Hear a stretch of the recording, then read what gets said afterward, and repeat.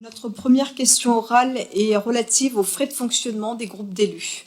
Les frais de fonctionnement des groupes d'élus passent de 87 680 en 2021 à 230 000 € en 2025. Comment s'explique une telle augmentation? Par ailleurs, pouvez-vous nous indiquer la répartition de ces montants entre les différents groupes?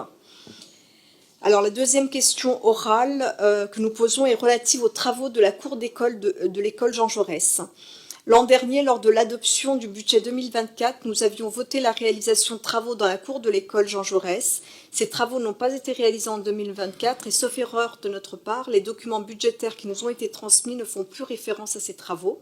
Pouvez-vous nous indiquer dans quel calendrier ces travaux vont être faits?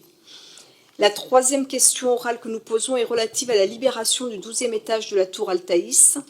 Le 12e étage de la tour Altaïs a été libéré par les services de la ville pour réaliser des économies selon la commune. Pouvez-vous nous indiquer le coût du déménagement et des réaménagements induits, ainsi que le montant des économies de loyer censées être réalisées grâce à cette opération?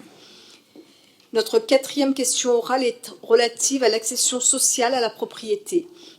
L'accession sociale à la propriété est portée par la ville comme un axe important de sa politique de l'habitat. Pouvez-vous nous indiquer comment les Montreuilloises et les Montreuillois sont informés de l'existence de tels projets? Par ailleurs, pouvez-vous nous préciser quels sont les critères utilisés pour sélectionner les dossiers, sachant que la ville se porte en garantie sur toutes ces opérations? La cinquième question orale que nous posons est relative à l'attribution des logements sociaux. Pouvez-vous nous préciser la composition et le fonctionnement de la commission d'attribution des logements sociaux? La sixième question orale que nous posons, elle, est relative donc à l'attribution des places en crèche. Pouvez-vous nous préciser la composition et le fonctionnement de la commission d'attribution des places en crèche? La septième question orale que nous posons est relative à l'attribution de parcelles appartenant à la commune.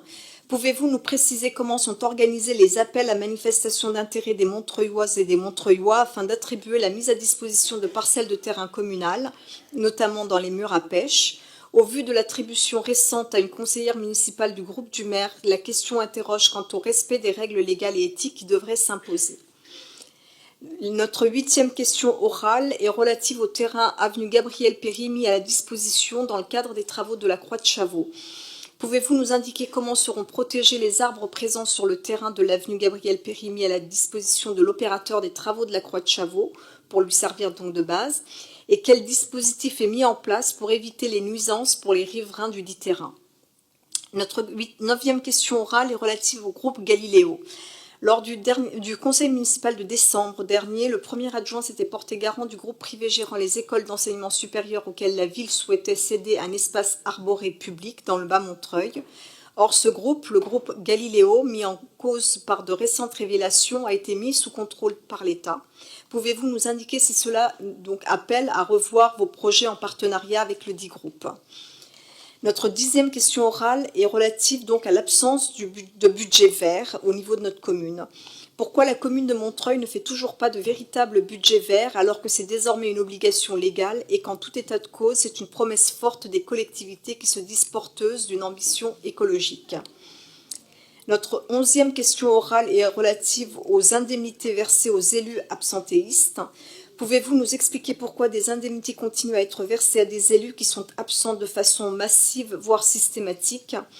Ce versement illégal ne deviendrait-il pas illégal puisqu'il est censé être lié à l'exercice effectif des fonctions?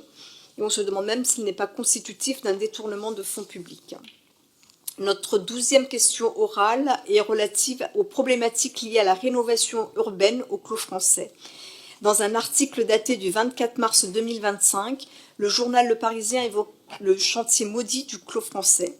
La description faite dans cet article rejoint malheureusement la situation que nous avons eu à évoquer à plusieurs reprises dans le cadre de nos questions orales. L'inquiétude est grande sur le terrain et vos réponses surprenantes. Pour illustrer ce point, on pourrait citer par exemple le diagnostic amiante effectué en amont des travaux dans les logements concernés. Interrogé maintes fois sur ce diagnostic, vous avez fini par nous indiquer que les résultats seraient consultables en agence par les locataires qui en feraient la demande écrite, modalité dont chacun jugera de la praticité pour les gens. Le dispositif de l'appartement de courtoisie dont la mise en place avait été annoncée en réunion publique a eu du mal à être opérationnel et il est malheureusement à nouveau indisponible. La VMC qui ne fonctionne pas dans des salles de bain qui viennent juste d'être refaites. La liste est longue des problèmes qui montrent que l'exécution de ce chantier est problématique. Vous avez mis en place des permanences d'information toutes les 6 semaines, mais malheureusement elles ne suffisent pas à rassurer. Pouvez-vous nous indiquer ce que vous comptez faire en termes de suivi de ce chantier pour répondre aux inquiétudes des habitantes et des habitants et le reprendre en main? Notre 13e question orale est relative aux abattages et aux entretiens des arbres. Malgré vos réponses censées être rassurantes, les abattages d'arbres continuent sur la ville, encore tout récemment à la Croix de Chavaux. Pouvez-vous nous indiquer pourquoi ces abattages se font arbre par arbre dans les derniers mois?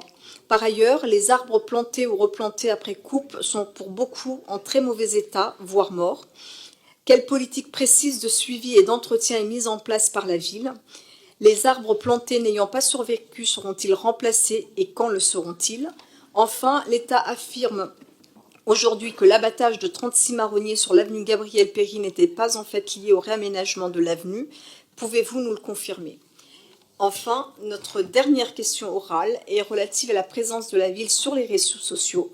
La réponse apportée à notre question sur la sortie de la ville de Montreuil du réseau social d'Elon Musk nous a laissé très étonnés. Renvoyant dos à dos Elon Musk et Mark Zuckerberg, vous justifiez de maintenir la présence de la ville sur les réseaux sociaux parce que les gens les consultent. Sachant que nombre de collectivités de gauche, y compris récemment Fontenay ou Noisy-le-Sec, ont décidé de quitter le réseau X, maintenez-vous votre position, sachant que le réseau en question pousse en première vue donc les messages de son patron, qui est désormais l'un des financeurs et soutiens principaux de l'extrême droite dans le monde entier et l'un des principaux ministres de Donald Trump. Dans les conditions prévues par le règlement intérieur, il sera répondu aux questions orales par écrit, même si sur la dernière question, il me brûle de répondre que la question est drôle venant de 2 conseillers municipaux qui ont une présence active sur Twitter en ce moment. Pardonnez-moi. Je lève la séance et je vous souhaite une excellente nuit.